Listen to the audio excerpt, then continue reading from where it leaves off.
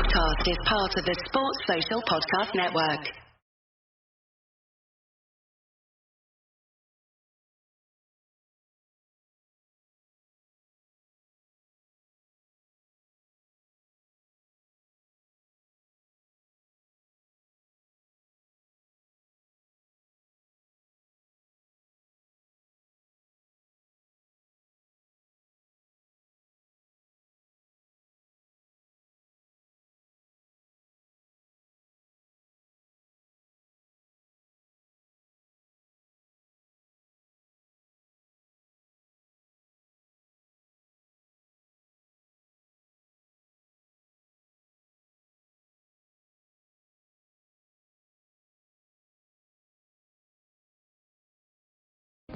Welcome to Zero Pucks to One, the UK Ice Hockey Podcast. And me, Caitlin Norpiner. Hi, Caitlin, how you doing? I'm good. How are you, Ben? Really, really good. Well, we've talked about it a little bit. We've been trying for about an hour before we decided we have, which was not planned, but... catching up on everything. We just had not just ours in the Britain Division, but Cup semi-finals across the conference. Have. A sneaky little Britain Division game chucked in there as well, which was Cardiff heading to Romford. We had a lot of really good, positive feedback from the episode last week with Lewis Stevens' statement that I've got to put my hand up for Ellis Shepherd, who said to me, "Thank you for everything that you put out.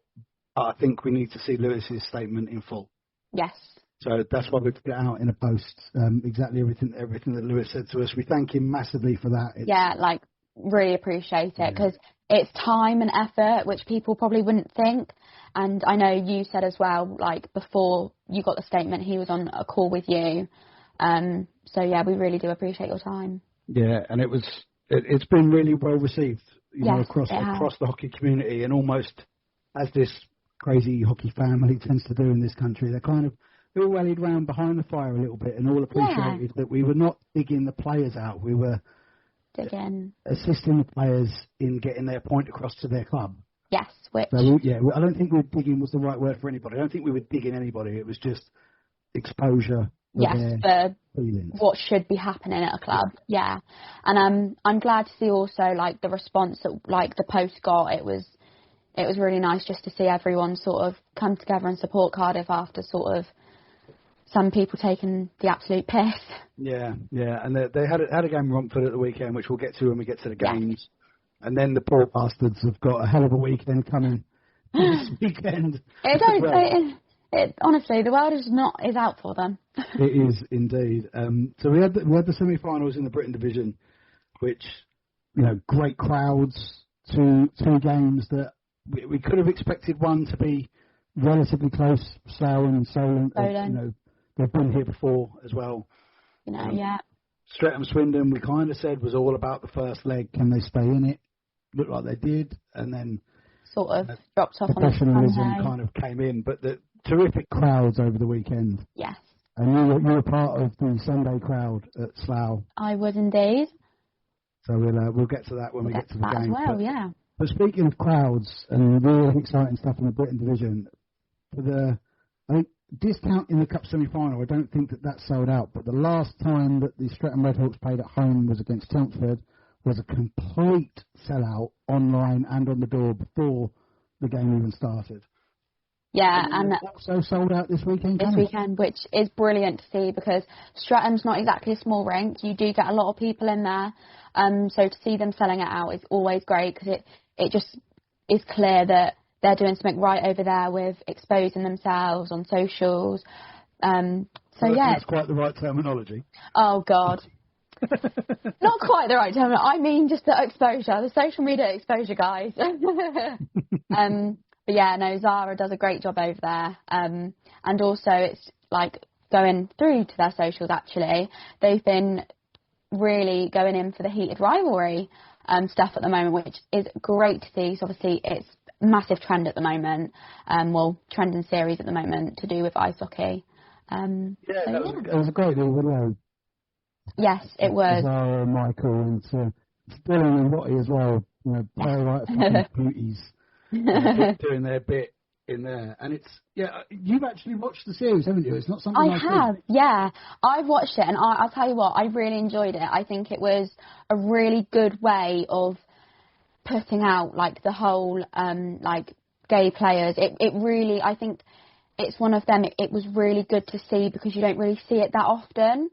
But then I did see a post from Zach Sullivan, and he sort of put his sort of 2 thoughts on it, and I actually really felt for the guy, because basically what he was saying was, I'm so happy that it's putting that out there, like the LGBTQ plus community in hockey, but he sort of said whilst watching it he had to relive the whole hiding himself, which I really did feel for him, because, I mean, I'd never understand the pain, but it was clear it really did affect him.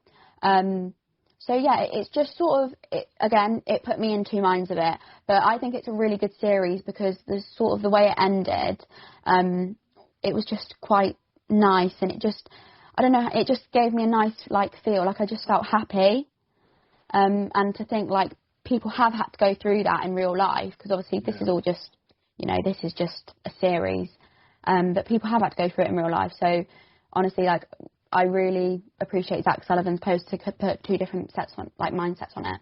Yeah, I think Zach might be the only openly gay player in this country playing. Yeah, I have a feeling, or I can't remember if his post said he was one of 2. One of 2.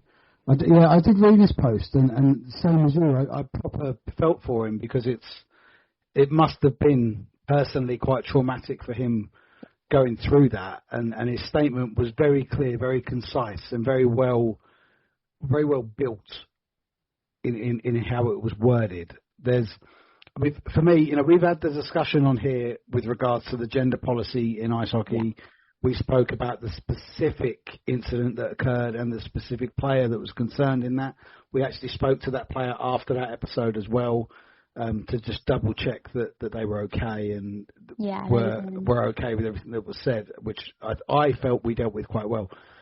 For me, Zach's statement is terrific, but the whole idea of the LGBTQ plus community thing, for me, that kind of needs detaching as far as this is concerned, because the LGB part of it is being covered in this series, and the TQ plus part of that is what's caused some controversy with the rulings and whatnot, because there's absolutely no rule against being gay playing hockey.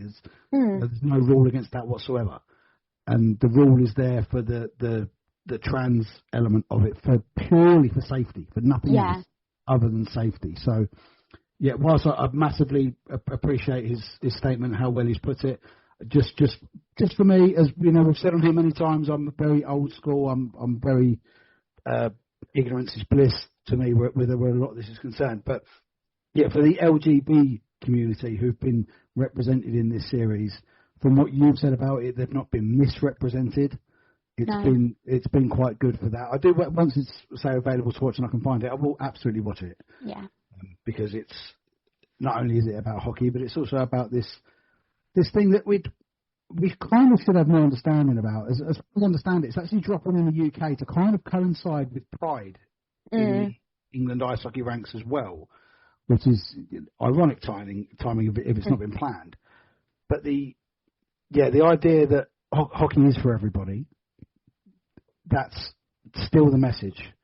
Obviously, the gender policy is something different. We've said it. We'll keep repeating it. It's just for safety. Safety, yeah. And as I said off air with you, I said, like, the whole, like, LGBTQ plus, like, it's everyone is welcome to be who exactly they want, love who they want in normal life. When it comes into a sport like ice hockey, with how dangerous it is, anyways, the whole transgender thing, which we have covered before, I think we both said, even if, like, we've got different views on it, it's just purely safety, because that's where the issue lays within that.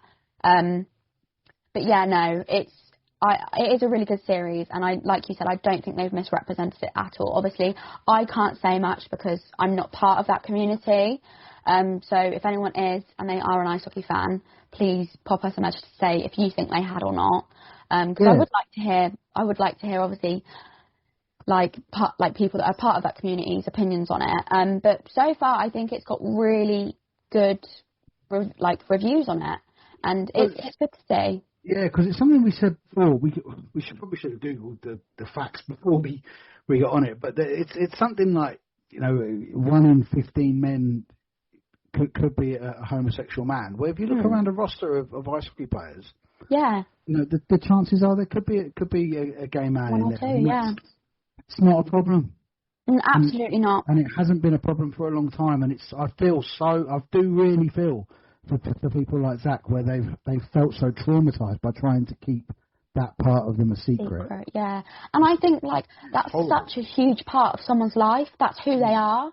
That's who you're born to love somebody, and if that's the same gender as you, you shouldn't have to hide that. And the fact that he sort of said in his post, which you said he really worded it really well, he just felt traumatised, like you said, and I really felt for him. Well, hopefully what the series will do, if it's been as well received by that LGBT community as it has been, is will allow perhaps other players that are suffering the same way that Zach was. Exactly. It will give them that strength to take the step forward. And come out, which I think is the most bravest thing I think someone can do, especially in sports, because it will go everywhere pretty much. It will, but they should know. I think in the knowledge with times have changed. A lot of people, I would say, the vast majority of people have accepted a lot of those changes because it's not an issue. It's not hurting anybody. And exactly. And I think that to have that confidence, if it comes from this TV series, which is not only shining a light on that part of it, but also shining a light on our sport as well. Yes. Then brilliant. If that gives you the strength to do it, then absolutely go and do it, because you should know that you're gonna. If you need to come out and say that, you are not going to face ridicule, you are not going to face judgment, because why should you? Exactly, and if you do, it's honestly it will be very few people that just don't deserve to be ice hockey fans, to be honest. Yeah, absolutely, and I'll say narrow-minded people. People could call me narrow-minded because of what I've already said about the other side of that LGBTQ plus community. But that's I'm taking my time. I'm an old school bloke. I may get there eventually. But I don't know. But with this part of it, it's part of life.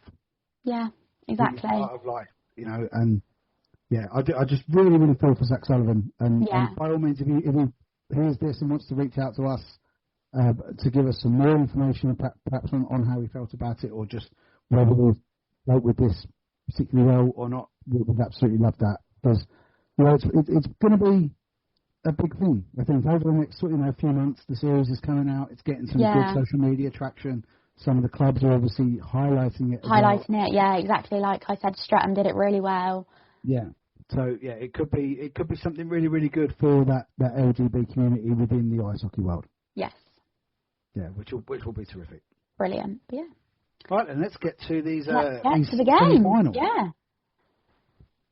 First, we had your favourite face-off. Oh, the 5 p.m. Your favourite. Get in the sailmaker and have a little drink of booze. And 5 p.m. Lovely carver as well.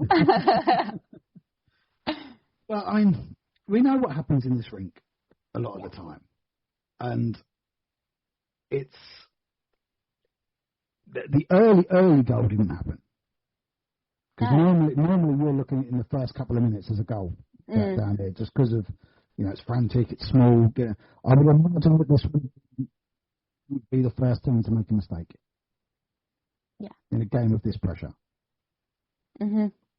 So it was relatively. Solent had an early power play chance where Marcus Mitchell sat for charging. They've been a bit hit and miss on their power play. Power plays, yeah. They haven't been as dominant as they usually are on them. No, they're normally especially in Gosport. It's in Gosport, if you're a man down, you know about it. Yeah. So that I would say I would not gone back and listened to Alex thoughts. We did after we spoke last week about Solent and we spoke about the game, and then I went back and listened to Alex thoughts. And actually, would have thought that we did watch the game. Yeah, you messaged me. Pretty much spot on. Yeah, you messaged me, didn't you? And you were like, I've just listened to Alex's thoughts. We got it spot on. Yeah. So yeah, that's always good to hear. But there was certainly, obviously, the early-ish goal, 9 minutes from Lewis English to put Solent in front. Big back before the end of the first by Liam Coleman. I think Liam's having a terrific year. Yeah, he is. Really I've got to say, I mean, I'll get on to the game on Sunday, but he was my standout player for them Sunday. But the physicality kind of stepped up as well. There's, strong players on both these sides. A little bit of the animosity, perhaps, of Alex Cole returning back to his hometown rink. And then there was a goal halfway through the first period from Christian Moore, but before that, there was a bit of an altercation that went on. And Lewis English is a well-built lad. Yeah, he can fight. He's a strong lad. He's brave as they come. But he just doesn't have the height on him. Chris Nicholas is a giant among men. I have a picture which I will try and dig out somewhere of me giving man of the match at Solent to Chris. And you are a small man, as you say. It looks like he's taking his child for a walk, and I am I'm a small man.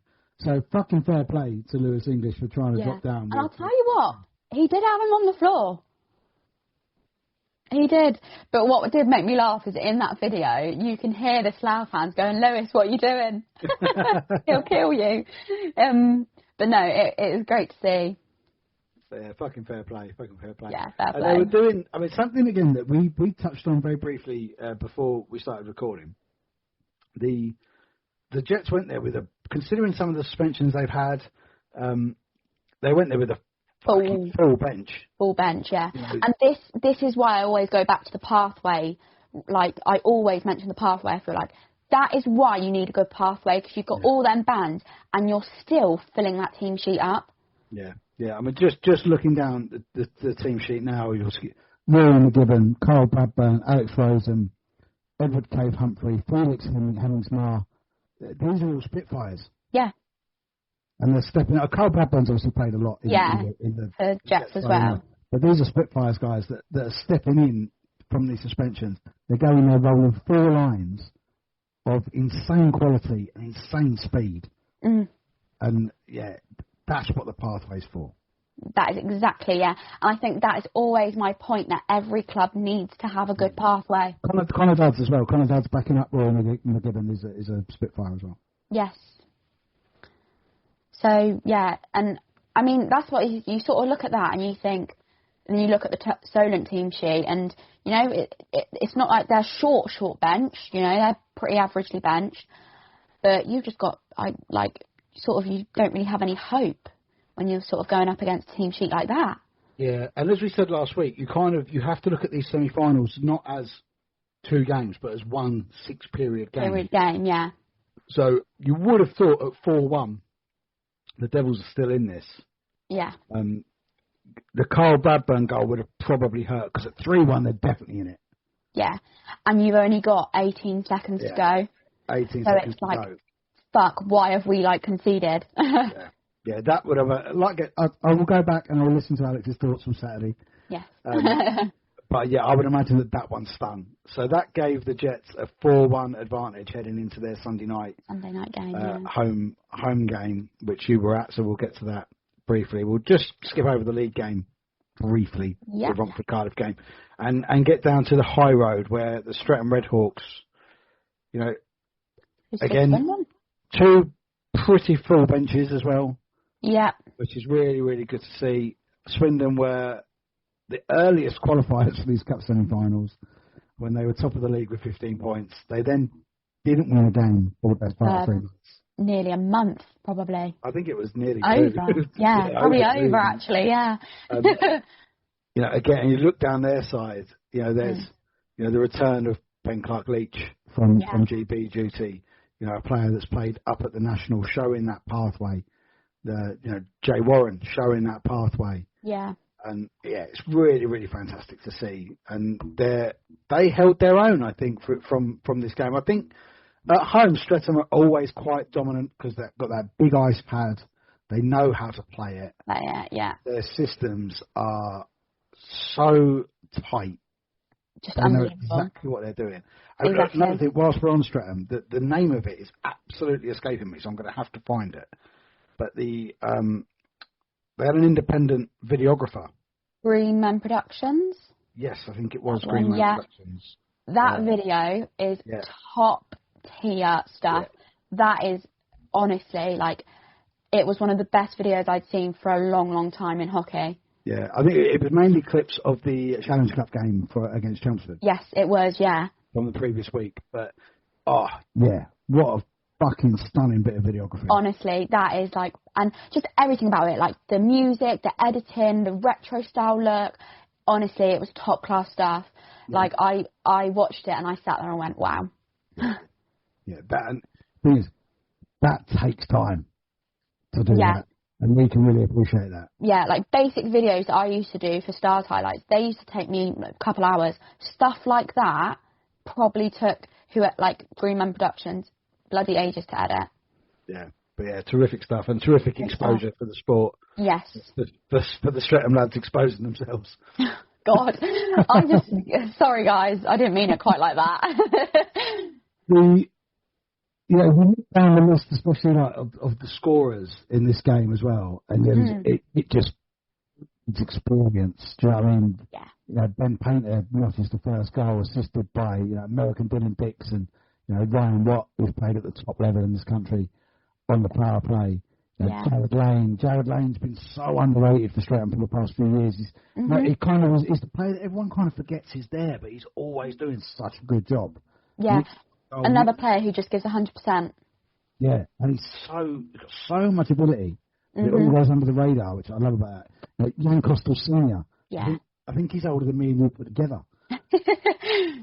He's still fucking doing it. And then Luke Brittle, who there's not many Northerners that play for London side, so fair play to him for coming down south. And again, Watty and Dixie on the assists. Yeah.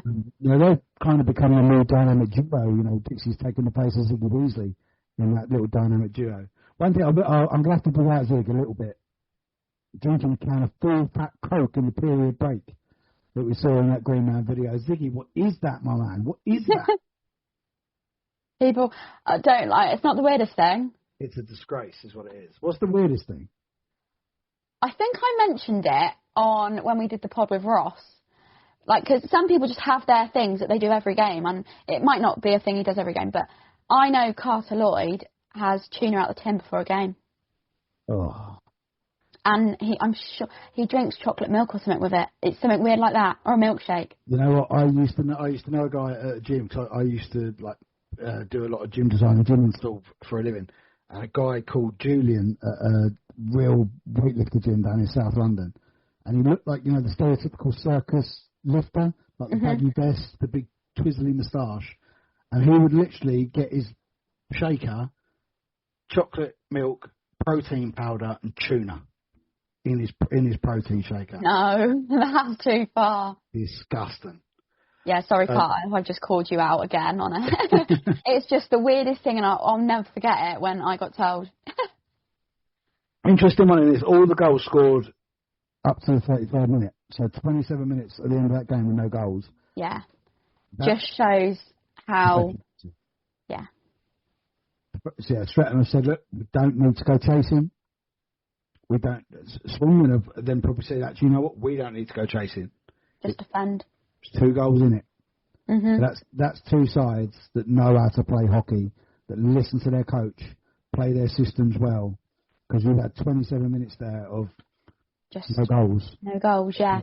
And also probably just both goalies just putting out amazing performances as well. Yeah, Brett Shepherd and Brent Cartleach. So good to see Brent Cartleach back. Back, yeah. Honestly, every podcast in the UK is talking about Brent Cartleach. He is just insane. Yeah, he come away with not only a silver medal, but the goaltender of the tournament as well. Of the tournament, yeah. Which isn't a shock at all. No, absolutely stunning. So, yeah, I mean, 20 shots from Swindon, 1 goal on Brett Shepherd, that's a good night. But 3 goals and 46 shots, that's a good night for Ben Cartleach. Even better night, yeah. So, yeah, really, really good game there. And I think that's kind of what we were expecting. To my memory, I don't think we really made predictions. I don't think we did, no. But we said for Swindon, it's just going to be stay in the game. In the game, and which they did. Yeah, and 3-1 is in the game. Yeah, very much so, especially against Streatham. So we get to the Sunday then, and you send me a really excited text message saying that you're going to Slough. I do, yeah. After my long journey back from Sunderland, which was a crap trip, but either way, I just wanted to go see some hockey. And we sort of looked at both games, and I thought, what's going to be the better game out of the two? Because I thought, my thought process was, Streatham are probably going to take Swindon on the Sunday just because it was so tight. I thought Swindon are going to be knackered. And I just, I do like going to Slough. You've always said I'm a little Slough fan in the closet. Might be right, I don't know. He said that he saw you there. Pardon? Alistair Gannon said that he saw you. Yes, he did. Jersey? No, he was wearing a Slough jersey. Oh, was he?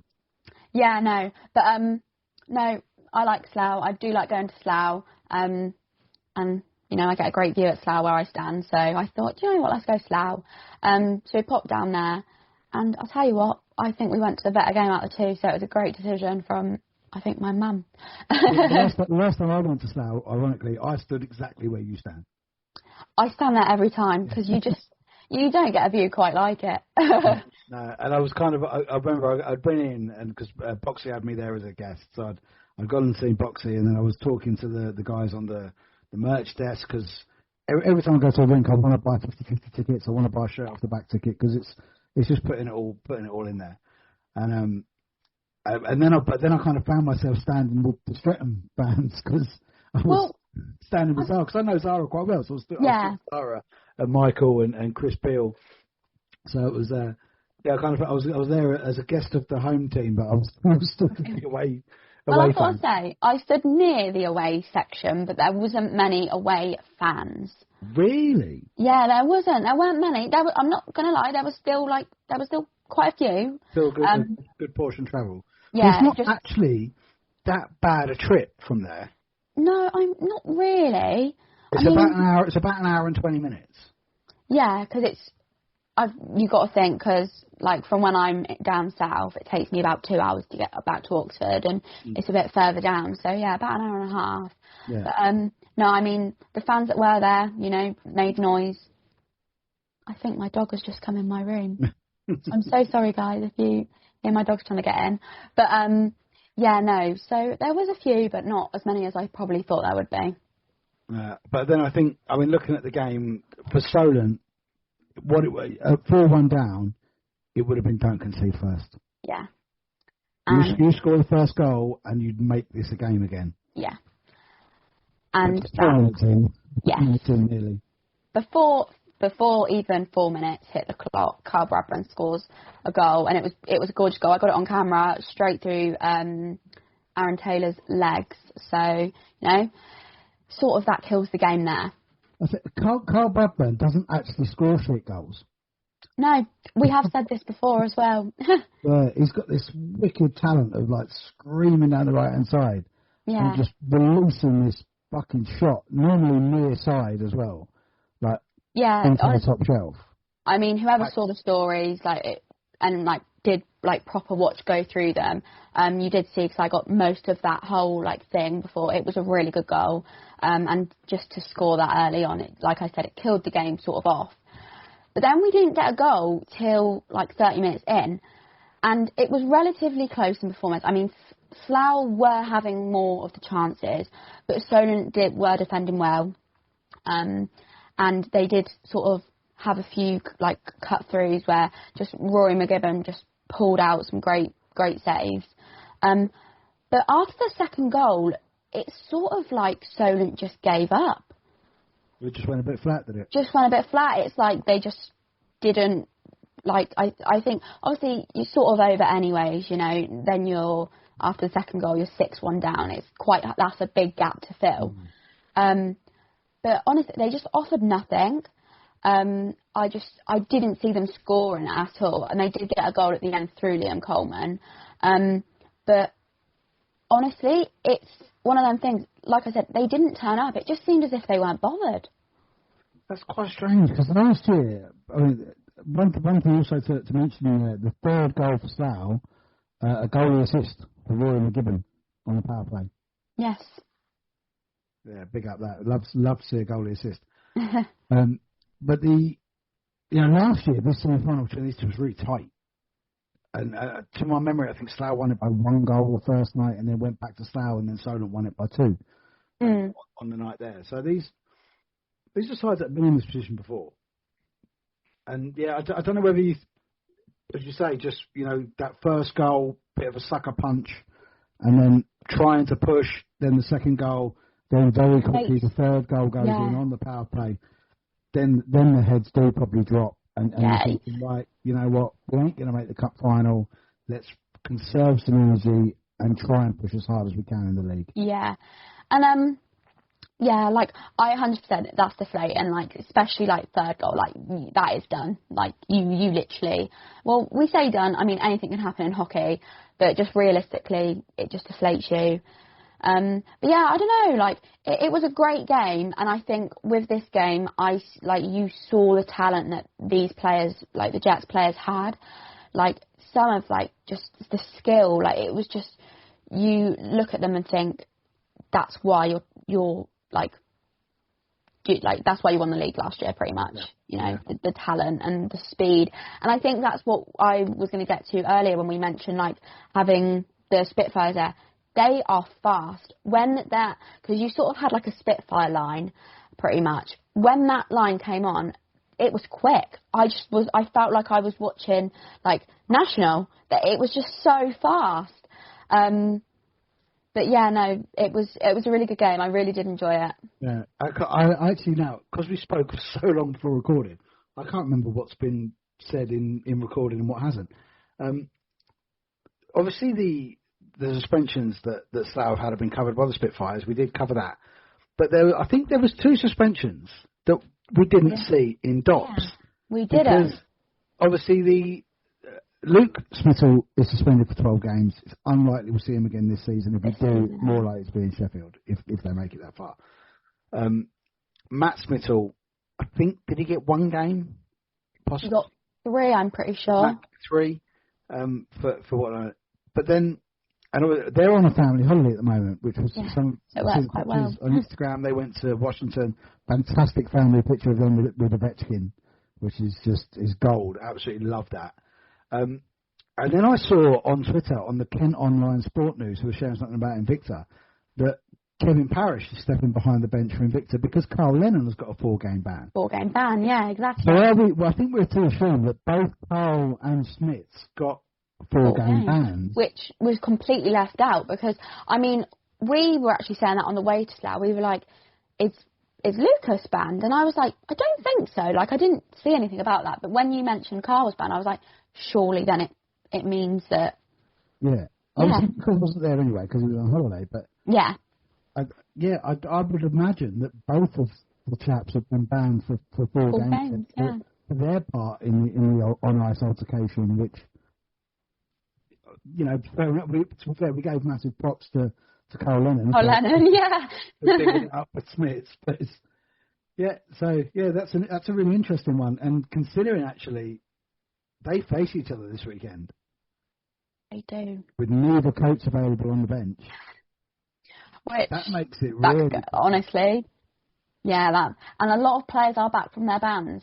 Yeah. Except, obviously, Luke. So, the fact that the coaches aren't on the benches, for me, that makes it really fucking interesting. Really interesting, yeah. Because these are not just coaches. These are charismatic motherfuckers. Yeah. That I've got a lot of respect for. Yeah, a lot of passion. Who, if you ain't doing what they want you to do, they will let you know from the bench. Yes. I think that could possibly have an effect because the top of that league is getting tight as you like now. It is so tight. Now that teams are playing these games and catching up, but the points are not quite stacking. We'll look at the table a little bit after we've run through all the games. But really, really interesting stuff. So, Slough Jets, first team into the Britain Cup final. Yes. didn't make it last year. Last year was Slough Chelmsford, beg your pardon. So the year before was Slough versus Streatham. Would we get a repeat? Yes, we did. Yes, we did. Which I did sort of say before the game was over in Swindon. I said they'll most likely play Slough just from the way the game was going at Swindon at the time. But yeah, I think what I said earlier about what game I chose was pretty much right. I think Swindon, with this game, they lost 6-0, which aggregate was 9-1. 9-1. 9-1, yeah, 9-1 it was. It's sort of given like the whole thing of they were just knackered from the night before, and having 27 minutes of that game, which was just like we said earlier, no goals, shows probably how much they did defend, because the amount of goals, shots that Streatham had. Yeah. So it's probably just knackering, and I think that's also where you see the different levels of talent in the squads. Yeah, well, that's not just physical exhaustion, that's mental exhaustion. Yeah, of course it is. When you're defending for that period of time, it's the mental exhaustion that will probably actually is worse than the physical exhaustion. Yeah, of course. But no, I mean, you sort of at 3-1, I thought, you know, Swindon could be in this, and then it sort of goes to like, I mean, they held their own for 20 minutes. But 8 seconds before the end of the first, Roman Cathcart scores the first goal. When I saw the result, and then I look back at the goal reel that Streatham put out, this smacks of just pure nationalism. Well, you know, I reckon every inch of ice they covered, everything they did had a purpose. It was meant. It was, you know what, boys, we do not give a fucking inch tonight. No, you go out there and you give it your best. Yeah, which again, from that fantastic Green Man Productions video, well, there's a little bit of changing room. In the change room, and you can hear Paints and what he says and the passion and the instruction that is very clear. And not even just Paints. I think you had Watty on there as well saying stuff. You had Dylan Dix. They all just, like, you just see the passion, like, they really want it. I mean, the experience of those three players alone. Yeah. You can't buy that experience. No, of course you can't. But yeah, I think, like I said, it's a very much, I think Swindon were just absolutely knackered. And you know what? It's hard, you know, doing 2 legs against a team like Streatham, which they also faced like the week prior as well. So you're sort of facing this team sort of 3 games on the trot. That's tough. Yeah, it's hard stuff. So the cup final, which I believe, to my knowledge, will be played weekend of the 21st and 22nd of February. Yeah. So we would be doing our live show at the Essex Podcast Festival. Yes, we will. On Sunday. So we'll be discussing the first leg from the Saturday night and trying to predict the Sunday night. The last time these two met in the cup final, it finished 2-1 after 2 legs. And people that went and watched it, either just one leg or both, said it was the best hockey game they'd ever seen. Yeah, which I sort of expect again, to be honest. Well, because to be fair as well, those who may cast their minds back to a very late April evening in Sheffield will remember an absolute fucking tonking for the Red Hawks in Sheffield, which saw Paints ejected before the end of the game, to the point that he'd left the rink. I didn't get a chat with him after. I spoke to him briefly the day after, but you know, they've got that taste on their tongue. They'll want this. Oh, I tell you what, this final is going to be something. It's going to be good. It is going to be good. So it's sort of happening the perfect weekend. It is. Yeah. So looking into, obviously, the cup semi-finals are done. Congratulations to Slough and Streatham. Commiserations to Solent and to Swindon. Now just looking to the league, countdown to playoff split for those guys now. Yes. We did have one league game. We did. Ironically, it kind of come from the team that got a lot of attention from our podcast and a lot of other podcasts last week in Cardiff Fire, making the trip to Romford. And, you know, we've always said, you know, this is the game, because Romford on the 7th, this is the game that Cardiff have got to look and say, they need this. We need points from these. And what happens? They go to the Sapphire. The Raiders don't have a game. And you see Joe Tamale and you see Harvey Briggs. And you're just like, oh, for fuck's sake. Just, literally the whole world is against them. Yeah. And I mean, you can't, and you can't say that it would be, not making a difference that they've got those players. Of course you can't, yeah. Because it does. And like when I was at Romford a couple of weeks ago, for Romford Chelmsford, and I was on the comms with Matt Udall, Joe Tomlin is a wonderful player. He's a fantastic ice hockey player. And that's I feel for Cardiff because, like we said, this is their game that they can sort of, this is the most realistic one they'll get points from. But when you're going up against a team sheet like that. And I would imagine, I've not spoke to Shep or to Lou actually, but I would imagine that in the dressing room before the game, that was kind of their messaging. Like, look at what's been said this week. Look at what's gone on. We're not on our own. No, the whole hockey world is warning us on to play well and get a win. And then you go out on the ice and you're being faced down by like 3 National League players. National players, yeah. And you're bottom of the league below. Yeah. So, and to be fair, that, again, the return of Jura Hushka didn't get amongst the goals, got amongst the assists, but just that experience. Yeah, it is. Just valuable. I was gutted he was not in the Romford roster when they played Chelmsford. Yes, it would have made the players harder for Chelmsford, but he's just a player I just fucking love watching. Yeah, exactly that. But, no, so things didn't really get better for Cardiff. No, they didn't. They got themselves on the score sheet. On the score sheet, yeah. Stone got himself a goal, which is good to see. A hat-trick from Joe Tomlin, a couple from Shea Walmore. Artem's Kazakhs, Artem's had a pretty good season. Sam Robinson getting amongst the assists. Yeah. This Canis is really racking up the points for Romford this year from D, which is good to see. A lot of time for me, guys. I think he's a good guy. But I think this Romford side have grown. Definitely grown this year. Yeah. The start of the year was pretty shaky for them. It was poor, yeah. I mean, this is where you see the divide. We all sort of were like, it's going to be Romford v Cardiff, like completely throughout the whole of the season, which it hasn't. Romford have really pulled away. They've really grown, really pulling out performances now. So, yeah, it's nice to see that a team is doing better for themselves. But then it's also, bittersweet because of everything that has gone on with Cardiff. Yeah. Just why against Cardiff this week? but like, we can't, obviously we're saying for Cardiff, that's rough when they turn up and they've got... It's great for Romford. But yeah, it's the pathway. Yeah, and that's what we keep saying. It can be used both ways. It's not just having these youngsters coming up from 2 to playing 1. It's also these youngsters that play in the National that haven't got a game. They still need ice. Yeah. So get them out there, get them ice in, because, these guys are young, so they might not have the commitment of family and work and whatnot to stop them from playing National League. But, in a couple of years, they might have those adjustments, or things might change like we spoke about last week. We might end up with a conference National League. So we can have more of these good players up there.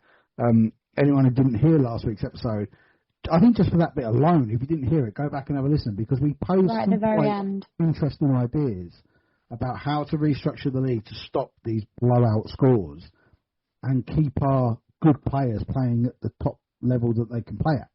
Exactly. Which, but when that's not available, drop down. Because you still need to play. You still need to play. And this is still...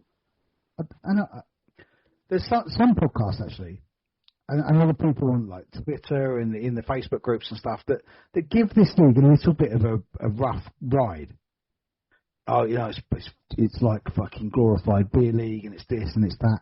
Fuck that. This is a fucking quality league to watch. This is quality league to watch, exactly. The players that this league produces alone just proves that they're not correct. Yeah. No, there's real talent in this league, and it does go unnoticed, I think. Or if it does, it's not noticed enough. Yeah.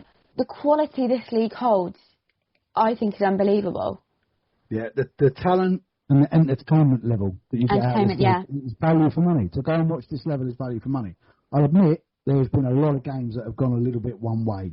Mm-hmm. You know, we've had the one-sided beatdowns and whatnot. And this year, I'll have to give props to the Moralee, because the Moralee is a really fucking competitive division. And that's, you know, we're going to touch briefly on the semi-finals from the Moralee. And the league below in the south, the Wilkinson. That division is on fucking fire. I'll tell you what, I've been to a few NHL 2 games. I've got to say, and I said this on a pod a few weeks back, that league has been more exciting to watch than NHL 1. Yeah. It is so competitive. Was that on here, or was that on over the bench? No, I'm sure it was on here. I might have said it on over the bench as well, but I'm sure it was on here. But because I've been to a few NHL 2 games now, a few Spitfires ones, a few Rising Stars ones. So yeah, it's such a competitive league, and it's exciting hockey. It is so exciting to watch. Yeah, and I really do. I've liked seeing the Thunder getting some wins under their belt this year. Yeah, it's sort of, that is exactly what they needed. They did the right thing in dropping down. They did, and to be fair, like I say, we're going to touch very briefly on some of the other semi-finals. Yes. But just to really briefly touch on the league in the Wilkinson division, like there is Peterborough and Guildford, they're fucking really good, and they've kind of pushed away. But there is like 11 points between 3rd and 8th. You know, which is all the playoff shit. And then the Spitfires and the Bristol Pitbulls are 1 point outside the playoffs. So it is so competitive. It is so tight. And do not sleep on that league. And like when you get to Sheffield, we were talking about Sheffield off air, weren't we? Off air, yeah. This fucking game, this NHL 2 game is going to be the bollocks. It is. It is going to be probably the most competitive. Yeah, whoever wins the first game on the Saturday, which will probably be the North teams. So you're probably looking at, the likes of your Sutton Sting, your Billion Buccaneers or something like that. This playoff final game between whoever makes the playoff finals from this league is going to be wicked. It's going to be great, yeah. It's going to be really good. I mean, last year it was the Phoenix and the Phantoms. Anything can happen. The Mustangs are flying. The Huskies they're doing really well this year. The Chelmsford Warriors are in the playoffs. Come on, Warriors. It'd be great to see them make that. But, so a little touch on the Moralee division, as we were saying there. Their league is really competitive. Blackburn Hawks are just having an incredible season. They've got a great roster. Yeah. They needed to bite back because Bullingham just fucking ran riot last year and won everything. Which has been really strange because this year they've had a pretty dodgy season. Yeah, it's been a bit all over the place. They've been, I think I said last week, they've been a bit salty as well. What's going on? But the semi-finals, we've just spent nearly an hour talking about our semi-finals, and they were both pretty one-sided in the end. Yeah, they were. I mean, aggregate scores tell you everything. Yeah, 9-1 and 9-2. Exactly. And then we look up north, and I mean, Solihull Barons, they have had a fantastic season. Yes. Really good season. I seem to remember right at the start of the season, I did have them dark horses for something. They signed a pretty good roster. I think they had Zach Yokohama at the start of this season or the end of last season. Yeah. So good players. And they went head to head with the Telford Tigers 2. The Telford Tigers 2, this is their first year at this level. I think they won the playoffs last year at Sheffield for NHL 2 North. Yeah. And they lost to Peterborough in the final, which was that game was incredible. If you get on YouTube, Steel City Showdown, and watch Peterborough Phantoms 2 versus Telford Tigers 2 from the Steel City Showdown final last year, oh my fucking God, what a game. Literally, couldn't keep up on my phone trying to text. I gave up in the end, so I can't keep up. Can't keep up, guys. But yeah, Solihull and Telford, 5-3 Solihull on the first night, and then 7-4 Telford on the second night, 10-9 Telford on April. What? Two competitive, thrilling games. And I think you said off air, how the fact it's their first season in this league and they're in a cup final. They are more than holding their own. They are right up there for the playoffs. They're going to get that, that important home tie in the second leg if they stay up where they are. And now they've made the cup final as well. And they've not only made the cup final, they've turned over an uniform team, like the Solihull Barons. And they've turned them over from a 5-3 deficit from the first night. Night before, yeah. So that's fantastic. I mean, they've still got Vladimir Luka, and Vlad's just fucking running riot. I think he scored 4 goals on Sunday. Yeah. So, he's a quality player. He probably should be playing higher. As we said, commitments, the guy can't commit to the schedules. The guy still wants to fucking play hockey. Let him play it. At this level, fucking fair play. Yeah. If he's ripping it up, he's fucking ripping it up. Be better, try and stop him. Yeah, exactly that. But yeah, 10-9 to Telford Tigers 2. Fucking fair fucks. I've had a couple of Guinnesses now, I'm swearing really bad. Swearing, yeah. Normally you telling me off. And then the other semi-final, I had to edit the post about this so quickly. Mm-hmm. Because I just thought that the Hawks were going to nick it and go through, because the Hawks had such a good season. They won the first night 4-2, and then the second night they lost 3-1 to the Dragons, so it went to overtime. And the Dragons nicked it in overtime. These Dragons, man. That final is going to be great. Telford Tigers against Deeside Dragons, that's going to be great. Yeah, one of them games I sort of wish I could get up to, but a bit far. It is a bit far. I'll tell you what we'll try and do, because we're going to, obviously, the Saturday night, we'll have the first legs of this cup final, so we'll talk about that on the live pod, on the live episode at the Essex Podcast Festival. Then after the Sunday, I will really, really try and get something from the winning coaches. Yes. And even the losing coaches who are playing, because we did get some really good content from Deeside, the Cardiff game, the Welsh Cup, over the last couple of years. So that'd be great. We've had Scotty Mack has been involved with the Telford Tigers too for a little while, but I think there's someone else kind of running the show there now. But that would be really, really great to. Because we always just like to spread that over the last few years, especially when we grew the pod into just covering the whole league.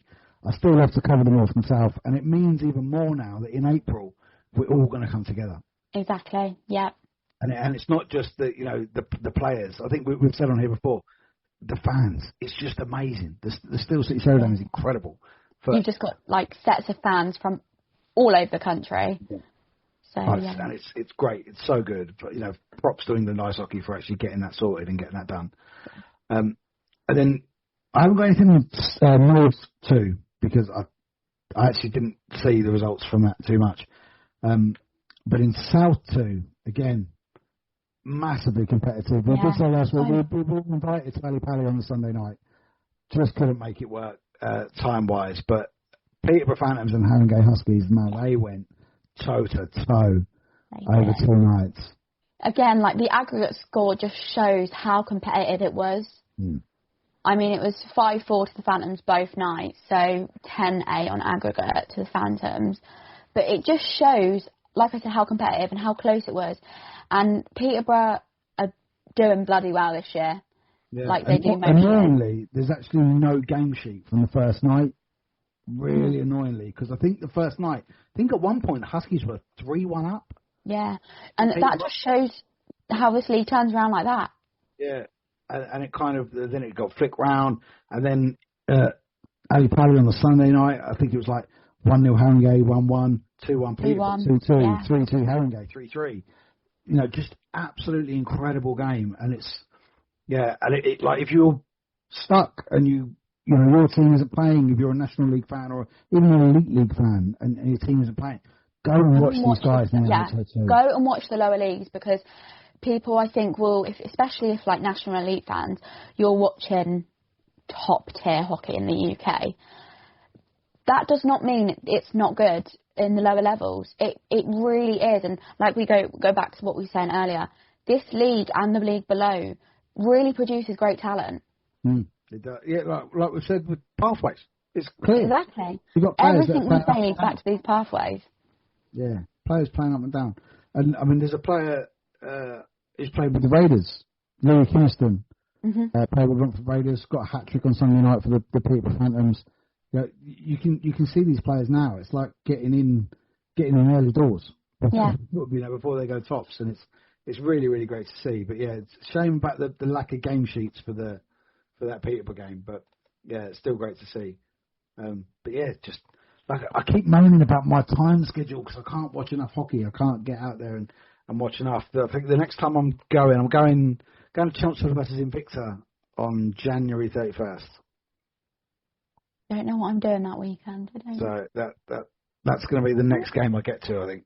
It might, depending on wherever the road may take me. I'm looking at my calendar and I think it's on the 31st at the moment, but then I am in Essex a few weeks after, so do I really want to make that trip twice? You really want to come to Essex twice? Twice.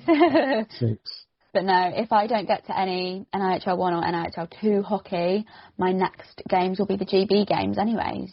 Yeah, that's coming up. Gonna fly round, yeah. Yeah, I mean, in a couple of weeks. That's it's the week after literally that, isn't it? 2 weeks today I'm leaving. Yeah. Go all the way up to Edinburgh. Yeah, that's just going to be so good because Yeah. I mean that we're talking about. We enjoy watching our level tier 3. We're talking about how good tier 4 is. We know how good tier 2 is, and we know how good tier 1 is. You're going to go and watch international hockey. International hockey, which will be the highest. Well, it is the highest, but it's the highest level of hockey I would have watched. Apart from the big show, you've got to say the big show is probably it is the ultimate. Yeah, of course. International hockey, especially, and you're going to see Ukraine, which is incredible. Yes. So what I want to do for that, actually, I want to reach out to Sasha Maltsev and let him know you're going to be there, and so because I know that a Thompson fan got a really cool thing where they got a Ukrainian flag signed for him by a load of people. It was terrific. I'll have to look at it again to refresh my mind on the details. But I want to reach out to him and let him know you're going to be there. You're going to be there, yeah. Train. Of course, I'm going to try and get such good content for all you guys. I really am going to try my best to get as much as I can for all of you. Practicing for the Steel City Showdown. Exactly that. Yeah. Do you know? Try and force your way around. See if the name Zero Pucks Given has got any credence whatsoever. Yeah, I will. I mean, I'll have my jersey on.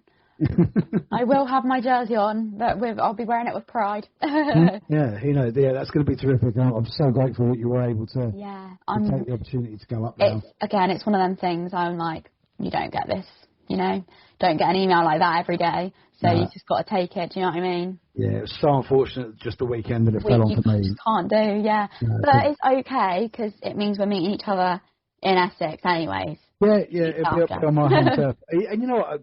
Because I do travel a fair bit for work now, and I've got to go to Austria later in February, which is why I can't go to the GB. Can't go, yeah. It's the week after that.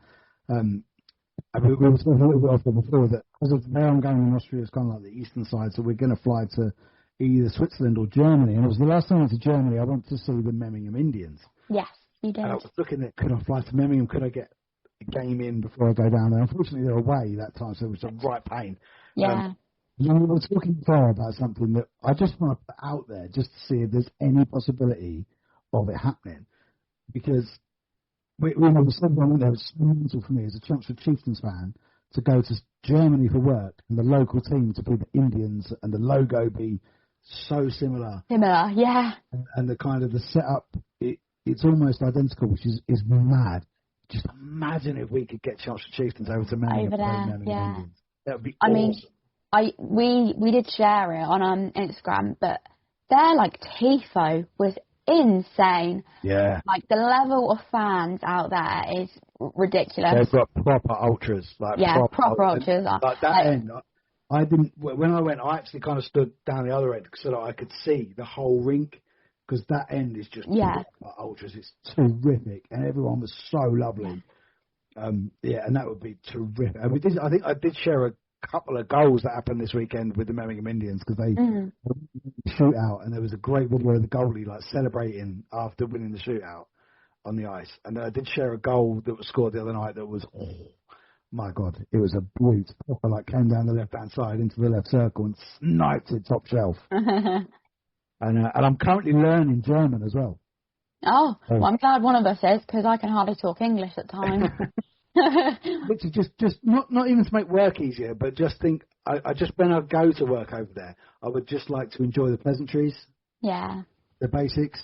So I am currently learning German, so I'm picking up these especially the hockey words through the Memmingen Indians Instagram page. I'm picking up the hockey words that way. But it's fantastic stuff. So as we've said, if you're in the UK, just closest team to you, go and get it watched. Go and watch. Go out.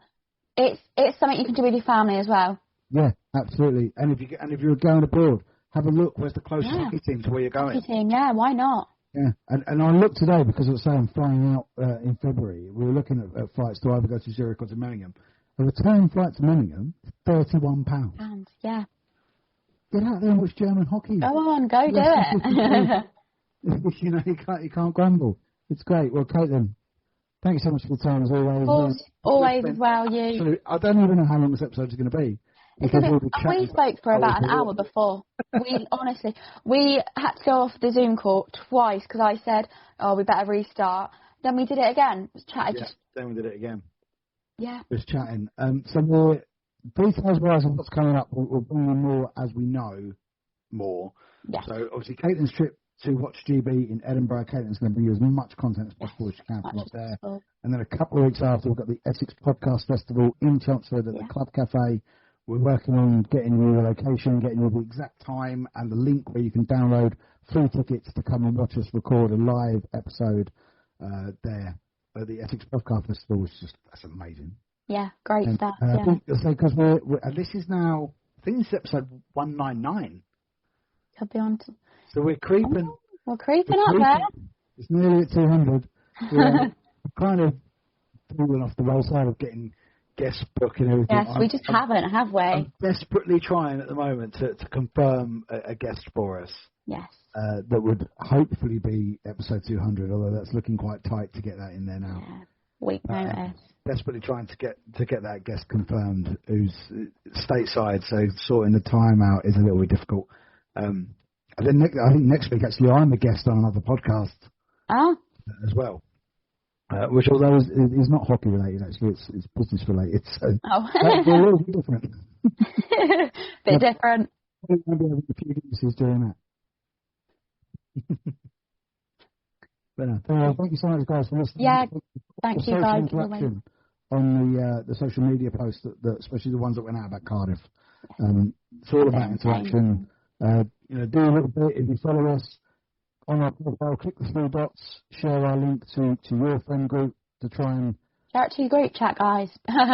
Share it out so that as many people as possible can follow and try and learn about third-tier hockey in the UK, and we will bring you as many details as we possibly can from it. And as much content as well. It's going to be great. Thank you for your time, mate. Yeah, you too. See you next week. Bye.